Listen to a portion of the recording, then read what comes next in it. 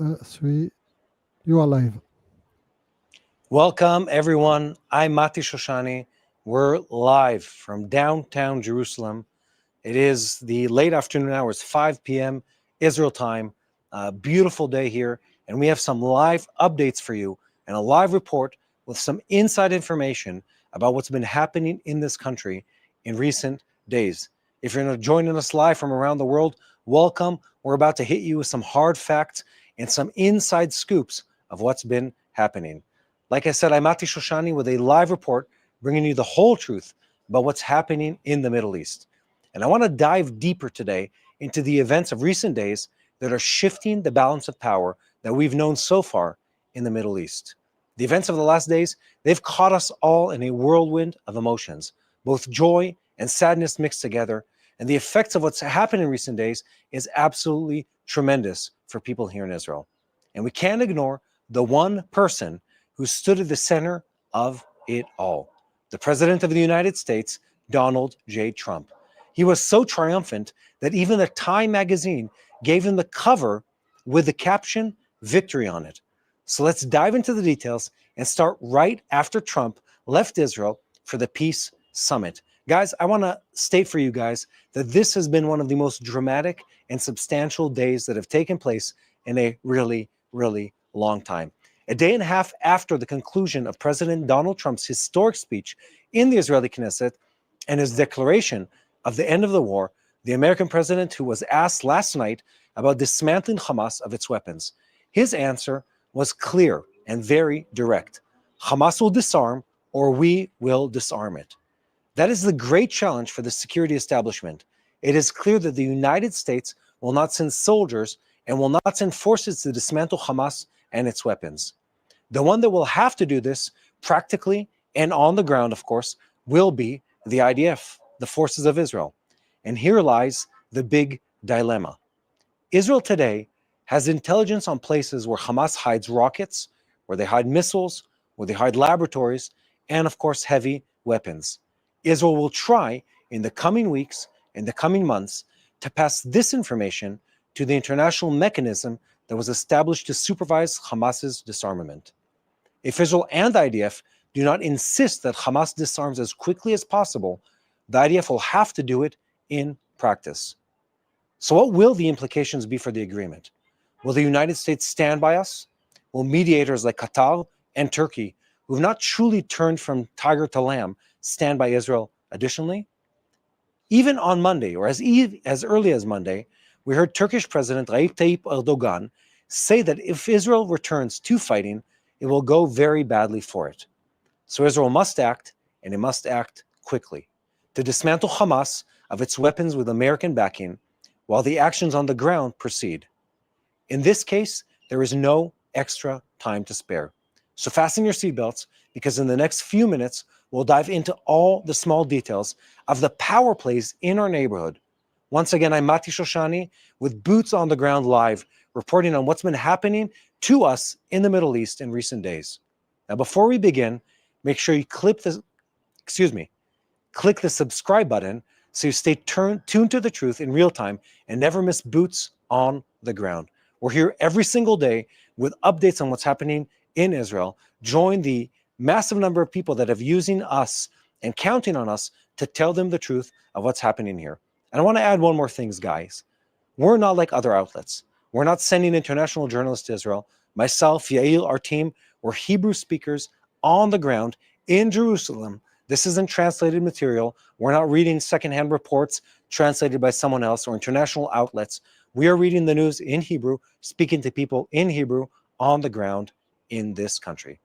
So today, in our live report, I want to focus for a moment on a quick update about how the deal is progressing after the release of our hostages.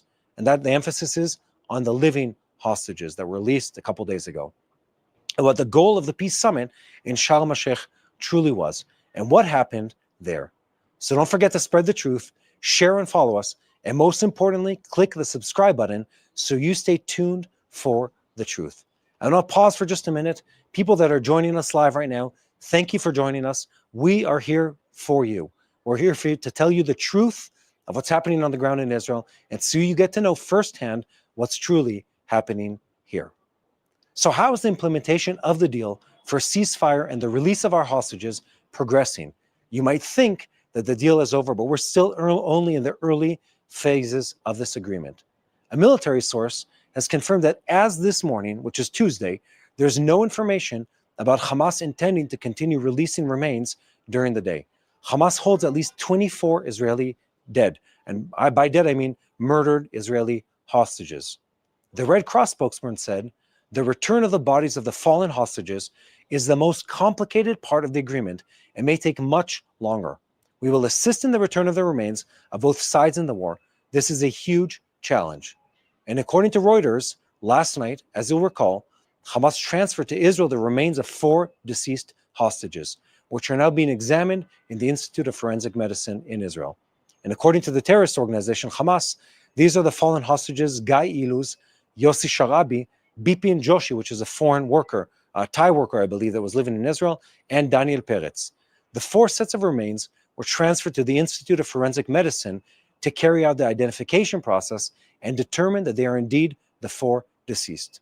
Let me just comment here and say that the reason we need to test is that several times in the past, Hamas has given us the bodies of people that were Palestinian dead, not Israelis who were killed and murdered in Hamas captivity. So we need to be extra careful, I'll get to that in a second, in double checking everything Hamas does. So in Israel, there's a disappointment that only 4 bodies were returned, even though in the negotiations, Hamas claimed it could locate a large number of the fallen hostages. However, it should be noted that the agreement did not set a number of deceased to be returned immediately within the first 72-hour window. And Israel is applying pressure on the Americans and all the mediators to advance the release of the 24 deceased. Last night, by the way, after it became clear that Hamas intended to transfer only 4 bodies, an emergency round of discussions was convened by security and political officials. The families of the hostages responded last night saying, "This is a blatant violation by Hamas of the agreement. We expect the government and the mediators to enforce the terms of the agreement and hold Hamas to account for the violation." The international search mechanism is expected to begin operating within the next 2 days to locate the deceased, based on intelligence gathered by the Shin Bet, which is Israeli intelligence, and military intelligence. It is currently unclear how Israel will respond to Hamas's move that contravenes its commitment in the agreement. Let me say this in simple words. In just 2 days, Hamas has already violated the fundamental pieces of this agreement. It didn't take them long to show once again their evil and vile nature. Let's carry on. So at the Institute of Forensic Medicine, no match was found between the body returned alongside the 3 deceased hostages, Tamir Nimrodi, Uriel Baruch, and Eitan Levi, and the DNA of the 21 fallen hostages still held in captivity. So let me explain. Hamas returned a body unrelated to any Israeli captives, a Palestinian body. And whether or not it's a mistake, well, we don't really know. We just know it's consistent with Hamas MO, modus operandi. So the Israeli Prime Minister's office said in response to that, Hamas is required to meet its commitments to the mediators and return them as part of the implementation of the agreement. We will not compromise on this and will spare no effort until we bring back all the fallen hostages to the very last one. And as noted, of course, Hamas transferred 4 bodies to Israel last night, claiming they were Israeli fallen hostages. 3 deceased hostages were identified with DNA testing, Tamir Nimrodi, Uriel Baruch, and Eitan Levi. In tests on the 4th body at Abu Kabir, which is our forensic institute, no match was found with the Israeli fallen hostages, and therefore the security establishment assessed that it is Hamas operatives from Gaza. Now you may recall that following Hamas's ploy to avoid releasing the 24 fallen hostages, the IDF and security establishment recommended last night, which was Tuesday, to the political echelon to apply levers of pressure on Hamas, including immediate closure of the Rafah Crossing and reducing the entry of humanitarian aid into the Gaza Strip. The security establishment even considered a renewed threat of Hamas of resuming fighting in the return of the bodies, or if the bodies are not fully returned. As a result of the transfer of the 4 deceased to Israel during that night, Israel continues preparing to open the Rafah Crossing, which is intended for the passage of Gaza residents alone. At this stage, no official opening date has been set, but logistical work continues on the ground. It should be noted that the Rafah Crossing is intended from the onset for the movement of people only, entry and exit of Palestinian residents, and not for the transport of goods. Let me pause, guys. I need some water. Just a sec. If you're joining us live here, I'm Mati Shoshani on the TBN Israel balcony here in downtown Jerusalem. It's a beautiful fall evening here, and we're here to update you on the rapid succession, the rapid fire, only figuratively speaking, of changes that are taking place here in the Middle East. So back to the Rafah Crossing. The Rafah Crossing is carried out via the goods are carried out through the Kerem Shalom crossing. Rafah Crossing, again, is for civilians to pass. And at the Kerem Shalom crossing, an Israeli security inspection of every truck is performed. Trucks arriving from Egypt pass near Rafah on their way, but don't enter through. Senior security officials emphasized that no new directive has been given and that work on the ground will continue until preparations are completed for opening the Rafah crossing to movement of people. At the very same time, an Egyptian source has revealed to the Lebanese newspaper El-Akhbar that preparations, that's a very assuming name, that preparations are currently underway to establish the international force that is supposed to implement the ceasefire agreement in the Gaza Strip. Now, according to him, the force will operate in accordance with guarantees and agreed between all the sides involved. And this is also expected to begin its missions as early as next month. At the same time, it's been reported that Israel will begin the second phase of withdrawing its forces from the Gaza Strip. Now, let me remind you, the moment the deal was signed, Israeli forces started drawing out from the Gaza Strip to what was initially called the Yellow Line, which is a bit of a complicated term that we can explain with a map at a different time, but really pulling back immediately. And now comes the second phase of this agreement. Now, that same Egyptian source clarified that the first scenario on the table includes deploying at least 1,000 foreign soldiers, not just 500 as initially proposed.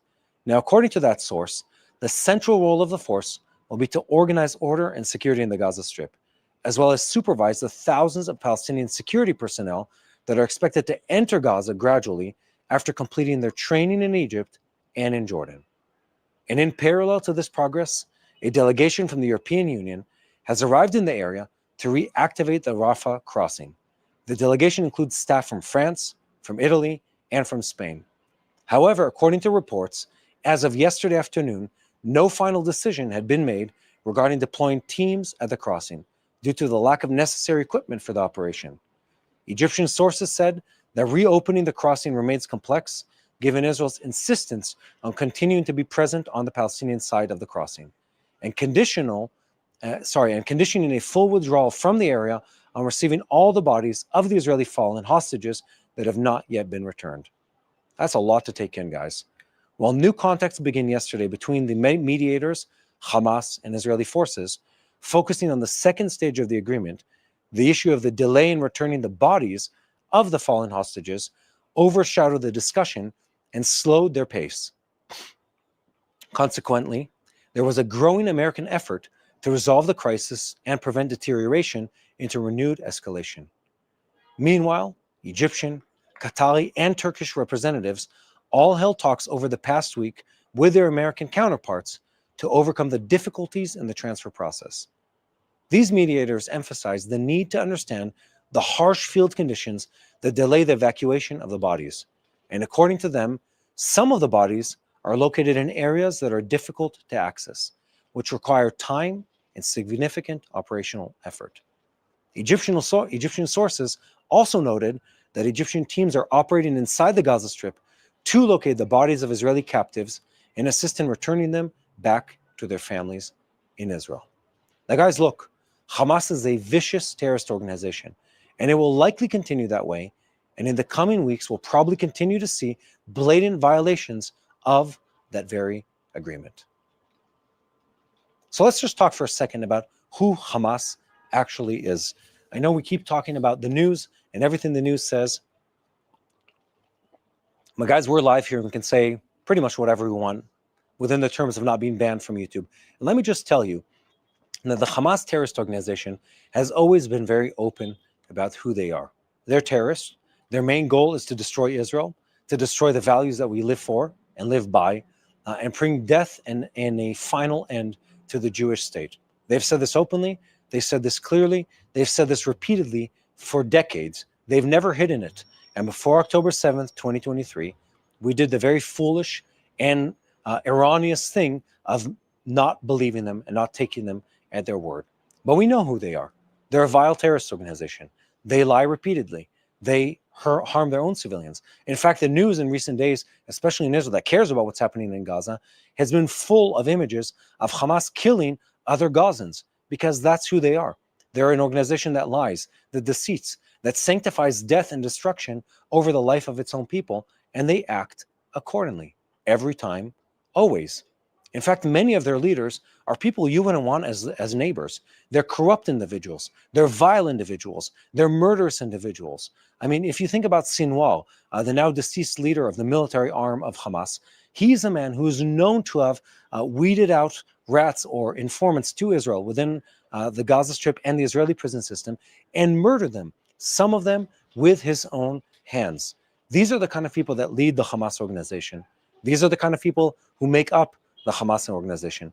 And that is the doctrine behind them. They've always been consistent about it. They've always been truthful about it. We just need to believe what they're saying because they're telling us the truth. One more thing here, which is, we talked about this in a different live broadcast, which is Hamas didn't agree to the ceasefire agreement because they want a ceasefire. And they didn't agree because they want to get rid of the bodies. They agreed because their goal in this entire situation is to inflict harm and suffering and torment to the people of Israel. That's why they're here. And the reason they agreed to the ceasefire agreement is because there was so much pressure put on their international leadership, threatening them, these were the Turks and the Qataris specifically, to cut off the money that feeds them and to prevent their leadership from traveling around the world. That was what got them to agree to the ceasefire agreement, not a desire to end the war, not a desire for peaceful resolution of this conflict. That's never been on the table for them, and it isn't now. And removing them from the Gaza Strip is and should be in the number 1, 2, and 3 agenda for this international peace agreement and peace force that is operating in this region. Guys, I'm Mati Shoshani. We're here live at TBN Israel. It is 5:23 p.m. Israel time. We're here live telling you about what's been happening and the amazing developments that have taken place in the Middle East. And if you lasted this long on this broadcast and stuck with us, make sure you keep spreading the truth. Share and follow us. And most importantly, don't forget to click the subscribe button so you stay tuned to the truth in real time and never miss another episode of Boots on the Ground. We're here every day of the week to let you know the truth of what's happening here. Now, guys, what if I told you you can invest in Israel's future while staying right on track with your own financial future? So let me introduce you to Wise Money Israel, a team of American and Israeli financial professionals I've personally known and trusted for many years. Their CEO and his family are longtime friends, and I trust them completely. This isn't about high-risk ventures or complicated investments. This is a practical, biblical way to stand with the state of Israel by investing in Israeli stocks and bonds, just like you would in the US. And in fact, it works just like your US-based brokerage or financial advisor. You're not on your own. Just give them a call and they'll walk you through everything, step by step.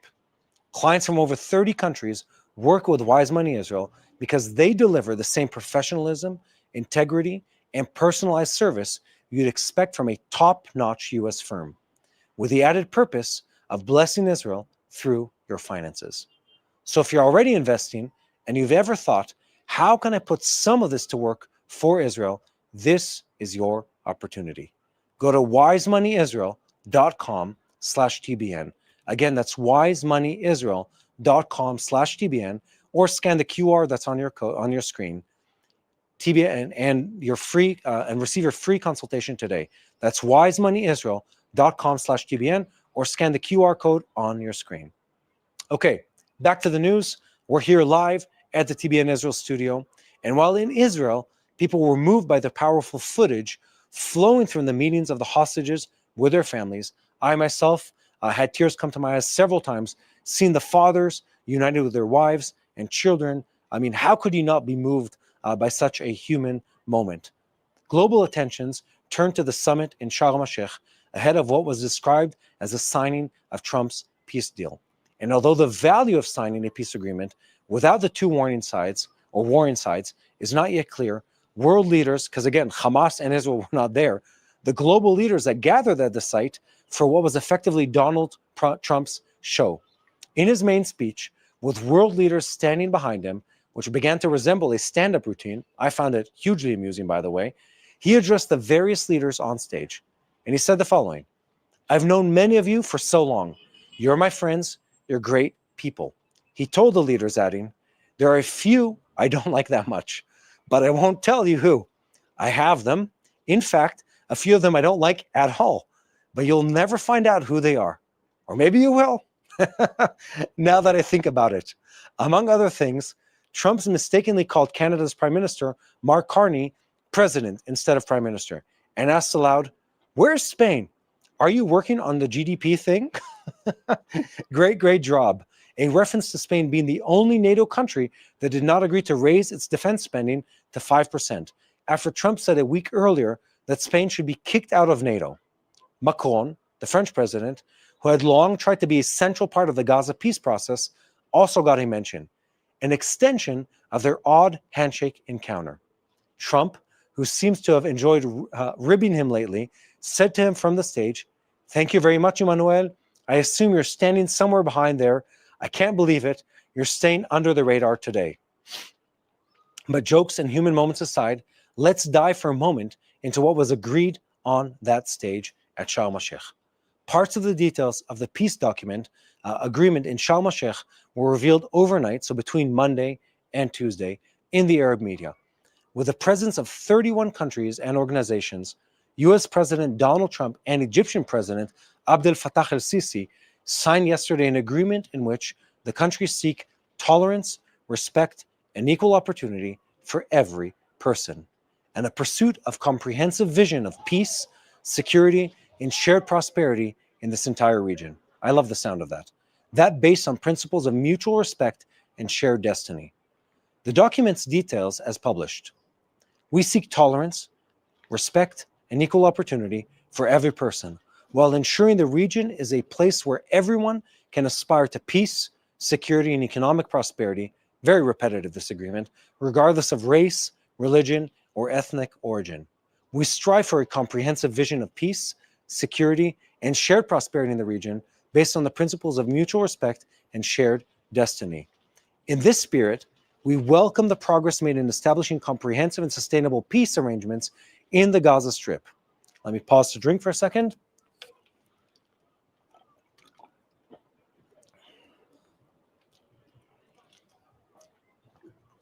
Talking about peace arrangements in the Gaza Strip, as well as the friendly and mutually beneficial relations between Israel and its regional neighbors. We commit to work together to implement and maintain this legacy and to build the foundations upon which future generations will be able to thrive together in peace. We commit together to a future of sustainable peace. They concluded with a promise. As noted, the document affirms the country's commitment to achieving a comprehensive vision for peace in this Middle East and welcome comprehensive and sustainable peace arrangements in the Gaza Strip. Now, Trump defined the event as a great day for the Middle East. The agreement was signed with the involvement of Qatar's Emir, Sheikh Tamim bin Hamad Al Thani, and Turkey's President Recep Tayyip Erdogan. I never know how to pronounce his name, so guys, if we're wrong, make sure you leave it in the comments, and someone on our team back over there can yell since we are live, and we're probably going to say his name again.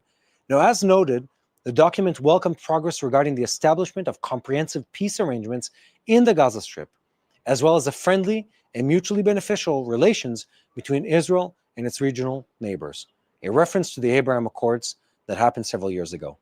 The signatories promised to work together to realize and preserve this legacy and to build the foundations upon which future generations can thrive together in peace. We commit together to a future of sustainable peace. By the way, if you're still here watching, click the subscribe button so you stay tuned to the truth in real time and never miss boots on the ground here from Israel. We're here every day giving you immediate updates of what's happening here in the Middle East. So let's continue. Let's note that Prime Minister Benjamin Netanyahu did not attend the conference, As you'll recall, he announced last night that he would not come due to the proximity to the start of the holiday of Sukkot, the second part of Sukkot, Simchat Torah, by the way, which was exactly the day on the Jewish calendar that 2 years ago Hamas attacked Israel. Highly symbolic, highly remembered day here in Israel.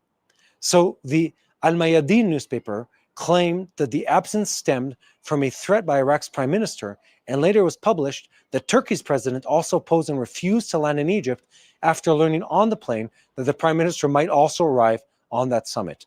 If you don't remember, look up encounters or statements by the Turkish president about Israel.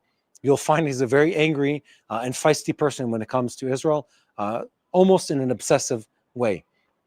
The ceremony's participants were received on a red carpet, with Trump standing on the stage. In front of them stood a sign reading, Peace 2025. Before the signing ceremony, Trump announced that the document would include rules, arrangements, and additional details, and clarified twice the agreement will remain in force. He also thanked the Arab and Islamic states for the breakthrough in contacts that led to the agreement and end the war and the release of the hostages from the Gaza Strip. Sorry guys, the air is like super dry.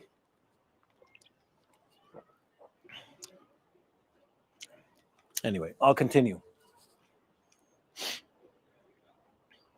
Trump smiled and shook hands with each of the conference attendees, except for one person.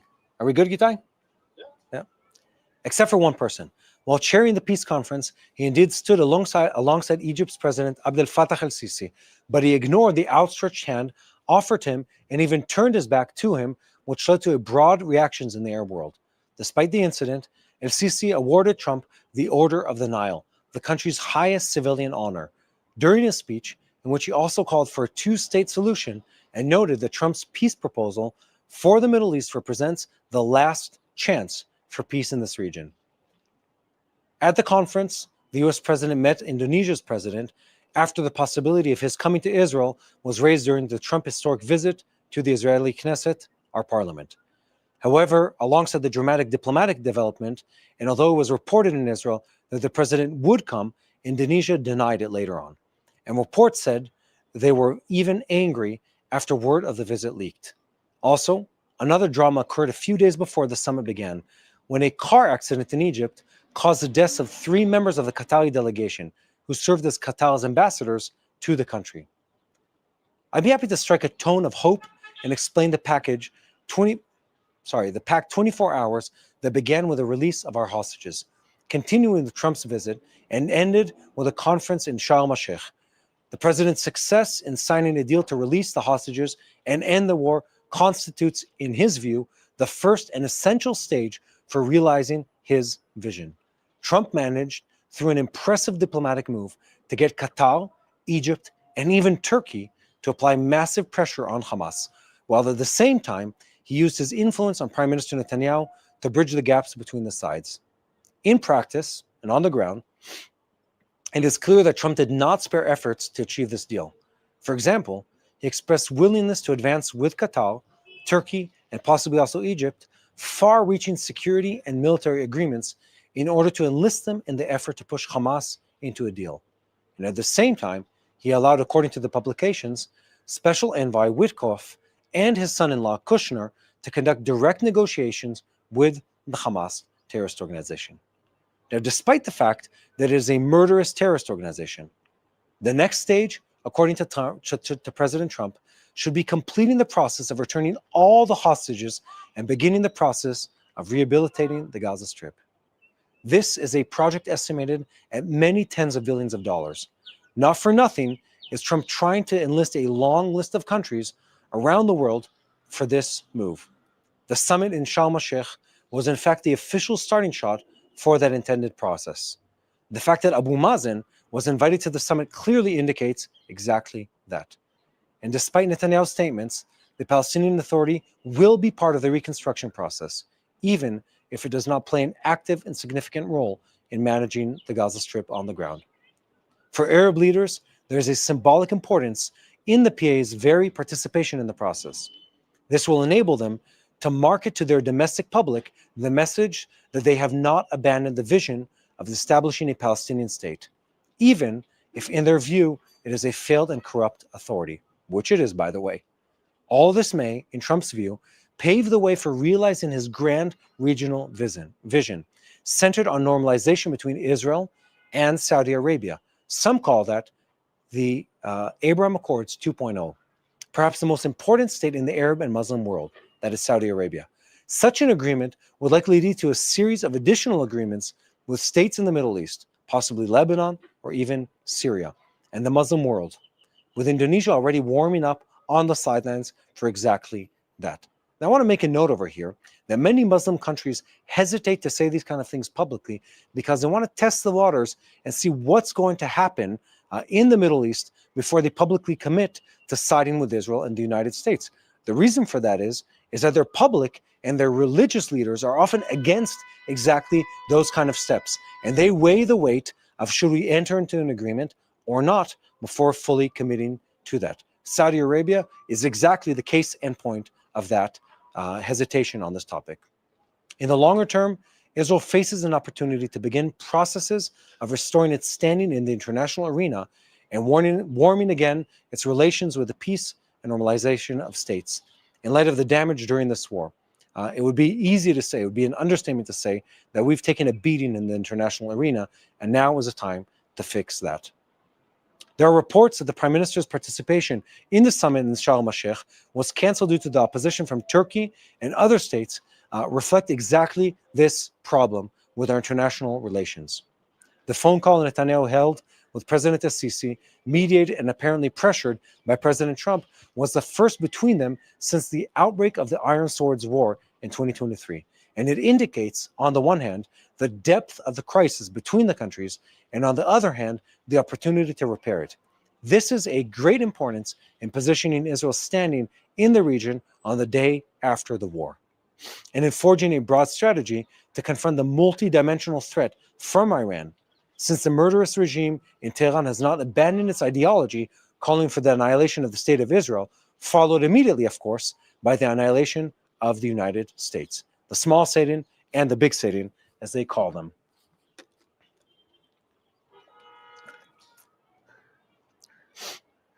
Guys, by the way, if you're joining us now, we're here live in Jerusalem. I'm Shoshani. If you want to leave a like, a share, or a comment, now's the time to do it on this live podcast, on this live broadcast, and we'll try to address it. It is right now 5:40 Israel time. We're here giving you an update on everything that's been happening here on the ground. So I want to put something on the table regarding the summit in Sharm el-Sheikh and the interesting reasons why our Prime Minister Netanyahu was not invited or was not able to attend. One of the embarrassing moments at the summit, and there were quite a few of them, recorded at the Peace 2025 Summit, held the day before yesterday at the luxurious resort at Sharm el-Sheikh, may shed light on the future of President Trump's future peace plan. So President Trump sought to thank the President of the United Arab Emirates, Mohammed bin Zayed, or MBZ as Americans love calling him, because we know Americans love their acronyms, in order for him to stand up to receive the dose of praise allotted to him. But then he was surprised to discover that bin Zayed was not present at all at the summit. Trump didn't notice that the man who pledged to invest $1.4 trillion in the U.S. did not come to the historic summit. That might insult the absent leader, but more than that, it raises questions about the feasibility of carrying out the next stage of the 20-point President Trump plan. Here's what gets interesting, guys. It wasn't only bin Zayed that was absent. Saudi Arabia's crown prince, MBS, Mohammed bin Salman, did not honor host President Abdel Fattah el-Sisi or Trump either, and neither did Oman's ruler. So again, several very key rulers that were absent.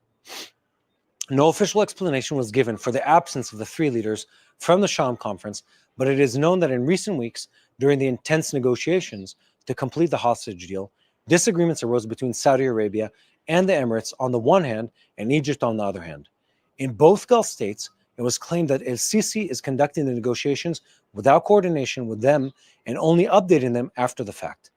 The truth, of course, is the substantive dispute between them concerns Hamas's statue in the Strip after the IDF withdrawals.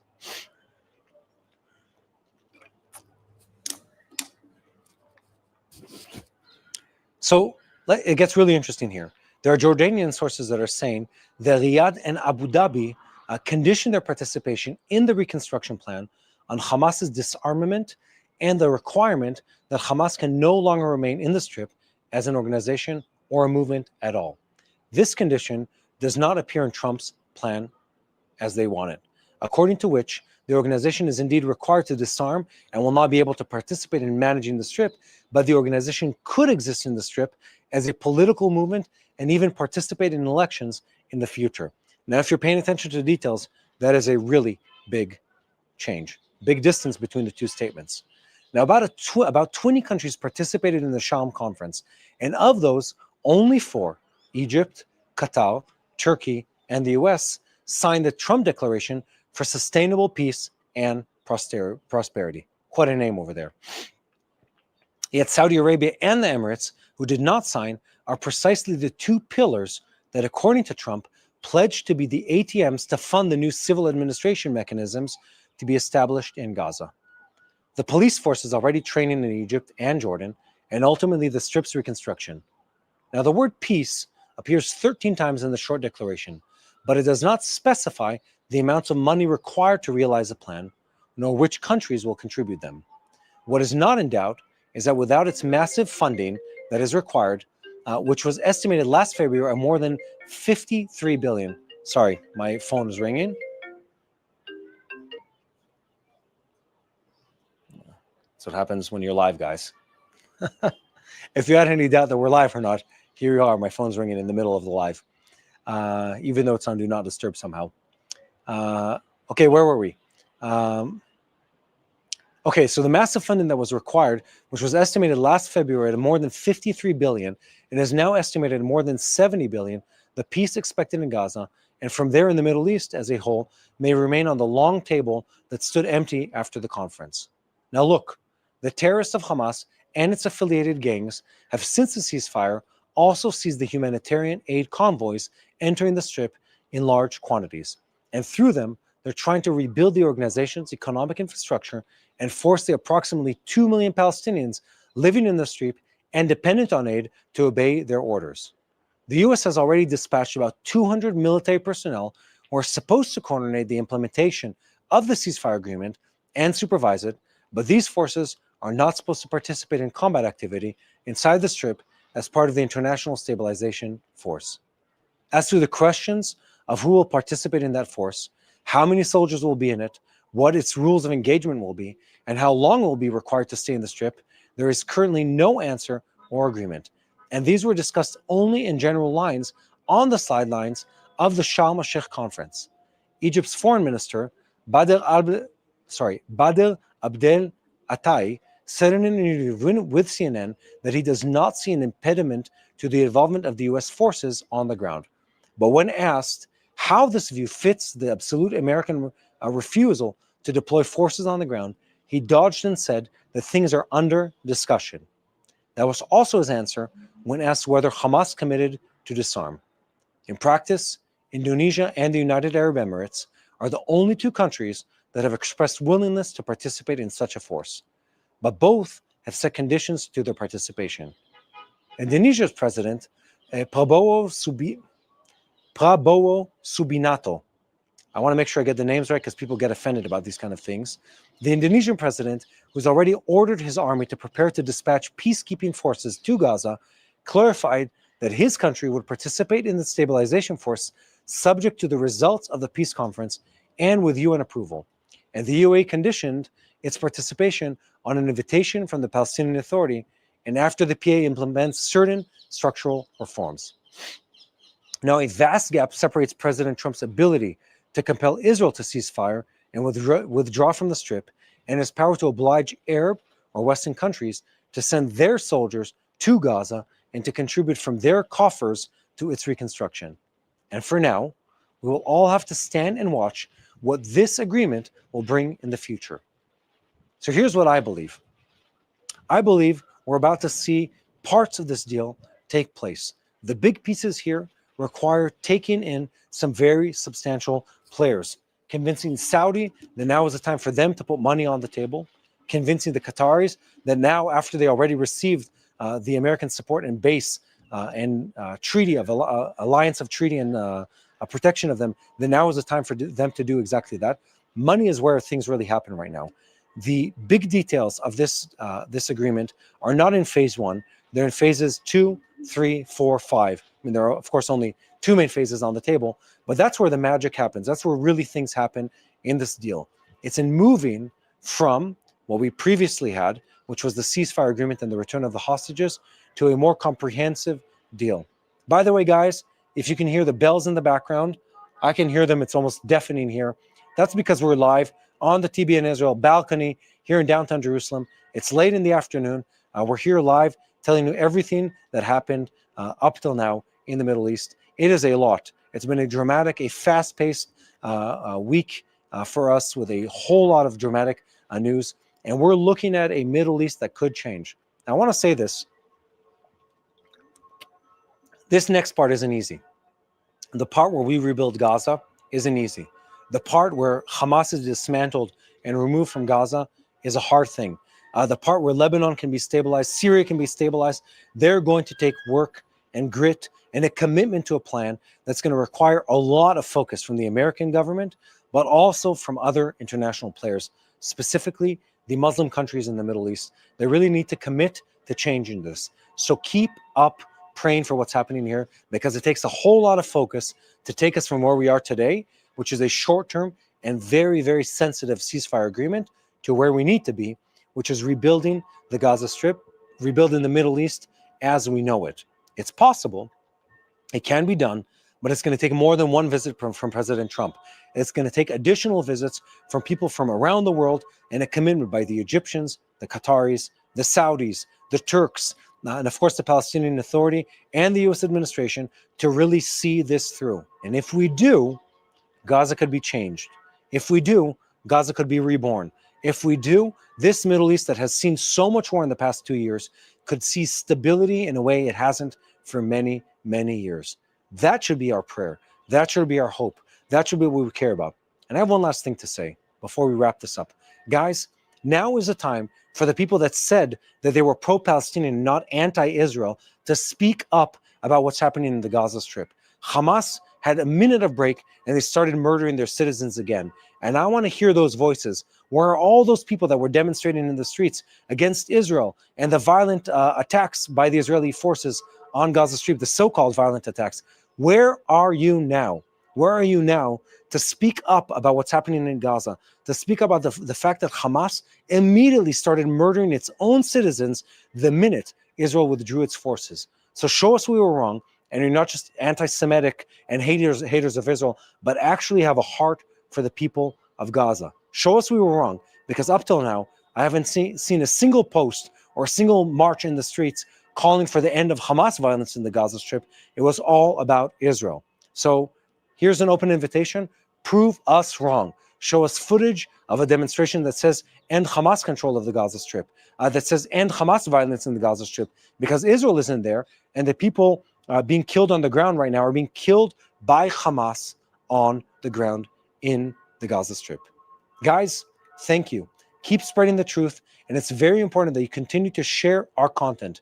Israel, as you've seen in recent years, is facing an onslaught of lies, of defamation, of fake news spread by radical Islamic movements that want to destroy the very state of Israel.